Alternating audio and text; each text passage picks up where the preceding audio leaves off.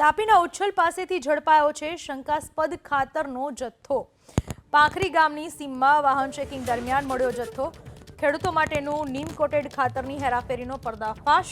10,60,000થી વધુનો મુદ્દામાલ જપ્ત। ટ્રક ડ્રાઈવર ઇદ્રીશ અને અબ્દુલ મકરાણીની ધરપકડ।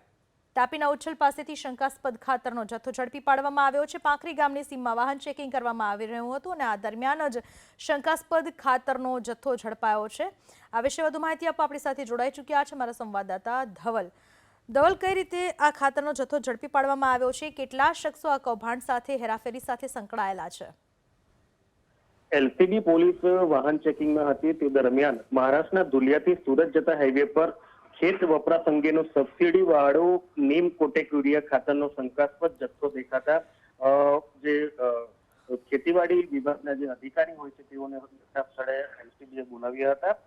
તપાસ કરતા શંકાસ્પદ જણાતા જથ્થો હાલ કબજે લેવામાં આવ્યો છે, જેમાં 2 આરોપીને ઝડપી લેવામાં આવ્યા છે। ટ્રક ડ્રાઈવર ઇદ્રીશ મકરાણી અને ક્લીનર અબ્દુલ મકરાણીને ઝડપી લઈ એલસીબી પોલીસે 10,60,000નો મુદ્દામાલ હાલ કબજે કર્યો છે। આગળની કાર્યવાહી હાલ એલસીબી પોલીસ કરી રહી છે। જી, આભાર આપનો તમામ માહિતી બદલ।